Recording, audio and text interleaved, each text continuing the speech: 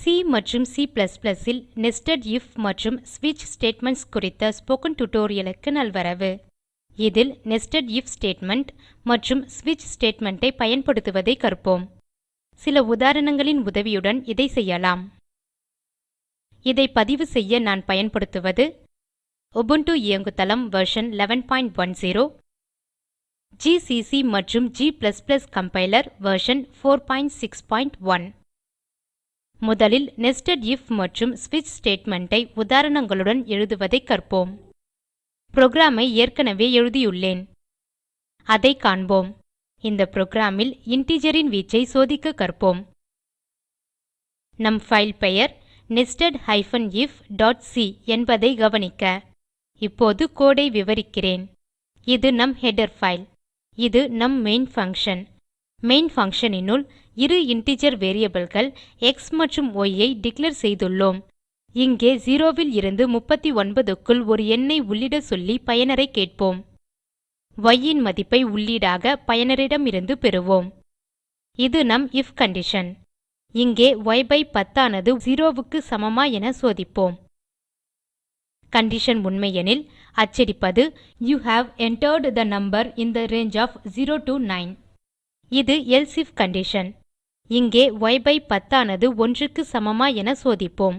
Condition உண்மையெனில் அச்சடிப்பது you have entered the number in the range of 10 to 19.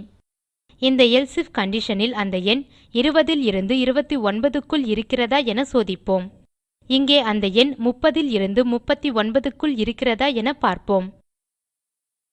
இது நம் எல்சே கண்டிஷன். மேற்சொன்ன அனைத்து conditionகளும் பொய்யெனில் அச்சடிப்பது நம்பர் நோட் இன் ரங்கே. இது நம் ரிட்டர்ன் ஸ்டேட்மெண்ட். இப்போது புரோகிராம் ஐ இயக்குவோம். Ctrl Alt T விசைகளை ஒருசேர அழுத்தி டெர்மினல் விண்டோவை திறக்கவும். இயக்க எழுதுக GCC space nested-if.c space -o space nested. Enter செய்க. எழுதுக .nested. Enter செய்க. பார்ப்பது Enter a number between 0 to 39. 12 ஐ தருகிறேன். காட்டும் வெளியீடு You have entered the number in the range of 10 to 19. மற்றொரு எண்ணை தருவோம். மீண்டும் இயக்குவோம். மேல் அம்புக்குறியை அழுத்தி Enter செய்க. இம்முறை 5 என தருகிறேன். காணும் வெளியீடு You have entered the number in the range of 0 to 9. இந்த கண்டிஷனின் இயக்கத்தை மற்றொரு வழியிலும் செய்யலாம். ஸ்விட்ச் ஸ்டேட்மெண்ட் ஐ பயன்படுத்துவதன் மூலம். இதை பார்க்கலாம். அதே புரோகிராம் ஐ ஸ்விட்ச் பயன்படுத்தி காண்போம். ஏற்கனவே புரோகிராம் ஐ திறந்து வைத்துள்ளேன். டெக்ஸ்ட் எடிட்டர் க்கு திரும்பி வருவோம். இதை முன் புரோகிராம் ல் விளக்கியுள்ளேன். எனவே ஸ்விட்ச் ஸ்டேட்மென்ட்ஸ் க்கு செல்கிறேன். இங்கே உள்ளீடு அதாவது y ஐ 10 ஆல் வகுப்போம். முடிவு வேரியபிள் x ல் சேமிக்கப்படுகிறது. அதாவது ஈவு x ல் சேமிக்கப்படும். ஈவு கொண்டு அந்த எண்ணின் வீச்சை கண்டறியலாம். இங்கே சோதிக்கப்பட வேண்டிய வேரியபிள் x என ஸ்விட்ச் கமாண்ட் க்கு சொல்கிறோம். இது கேஸ் 0. கேஸ் 0 பூர்த்தியடைகிறது எனில் அச்சடிப்பது You have entered the number in the range of 0 to 9. Case பூர்த்தியடைகிறது எனில் லூப் ஐ விட்டு வெளியேற பிரேக் ஐ சேர்க்கிறோம். ஒவ்வொரு முறையும் லூப் ஐ பிரேக் செய்ய வேண்டும். ஏனெனில் ஒரே நேரத்தில் ஒரு கண்டிஷன் மட்டுமே உண்மையாக இருக்கும். இது கேஸ் 1. கேஸ் 1 என்பது x ன் மதிப்பு 1 எனில் அச்சடிப்பது You have entered the number in the range of 10 to 19. இது கேஸ் 2. இங்கு அச்சடிப்பது You have entered the number in the range of 20 to 29. இது கேஸ் 3. இங்கே அந்த எண் 30 இலிருந்து 39க்குள் இருக்கிறதா என சோதிக்கிறோம். இது டிஃபால்ட் கேஸ். மேலுள்ள எந்த கேஸும் பூர்த்தியடையவில்லை எனில் என்ன செய்ய வேண்டும் என டிஃபால்ட் கேஸ் குறிப்பிடுகிறது. இங்கே வீச்சில் இல்லாத எண்ணை அச்சடிப்போம். இது நம் ரிட்டர்ன் ஸ்டேட்மெண்ட். புரோகிராம் ஐ இயக்குவோம். டெர்மினலுக்கு வருவோம். எழுதுக GCC space switch.c space -o space switch. Enter செய்க. எழுதுக ./switch. Enter செய்க. Enter a number between 0 to 39. 35 ஐ கொடுக்கிறேன். காட்டப்படும் வெளியீடு You have entered the number in the range of 30 to 39. இப்போது புரோகிராமை C++ இல் இயக்குவதை காணலாம். டெக்ஸ்ட் எடிட்டருக்கு வருவோம். நம் ஃபைல் பெயர் nested-if.cpp என்பதை கவனிக்க. இங்கே லாஜிக் மற்றும் செயல்படுத்துதல் ஒன்றே. இதுபோன்ற சிறு மாற்றங்கள் உள்ளன. ஹெடர் ஃபைல் stdio.h இருந்த இடத்தில் iostream. இங்கே யூசிங் ஸ்டேட்மெண்ட் ஐ சேர்த்துள்ளோம். Using namespace std. printf மற்றும் scanf இருந்த இடத்தில் cout மற்றும் cin பங்ஷன். மீதி கோடு நம் சி புரோகிராம் போலவே உள்ளதை காணலாம். கோடை இயக்கலாம். டெர்மினலுக்கு வருவோம். எழுதுக g space nested-if.cpp space -o space nested1. Enter செய்க.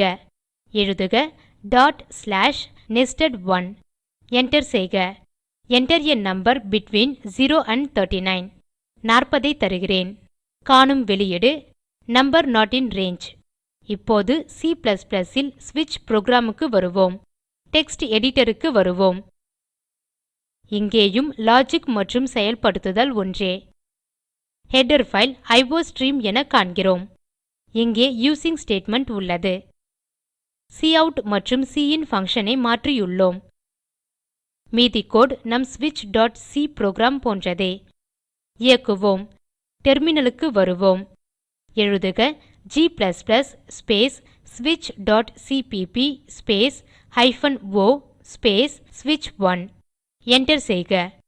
எழுதுக ./switch1. என்டர் செய்க. Enter a number between 0 and 39. 25 ஐ தருகிறேன். காணும் வெளியீடு You have entered the number in the range of 20 to 29. இப்போது நம் ஸ்லைடுகளுக்கு வருவோம். ஸ்விட்ச் மற்றும் nested if ஸ்டேட்மெண்ட் ஐ ஒப்பிட்டு பார்ப்போம்.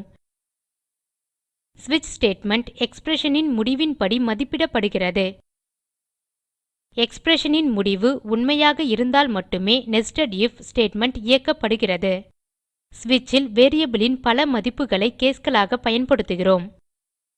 nested if இல் வேரியபிள் இன் ஒவ்வொரு மதிப்புக்கும் கண்டிஷனல் ஸ்டேட்மெண்ட் ஐ எழுத வேண்டும். ஸ்விட்ச் ஸ்டேட்மெண்ட் இன்டிஜர் மதிப்புகளை மட்டும் சோதிக்கிறது. nested if இன்டிஜர் மற்றும் பின்ன மதிப்புகளையும் சோதிக்கும். இத்துடன் இந்த டியூட்டோரியல் முடிகிறது.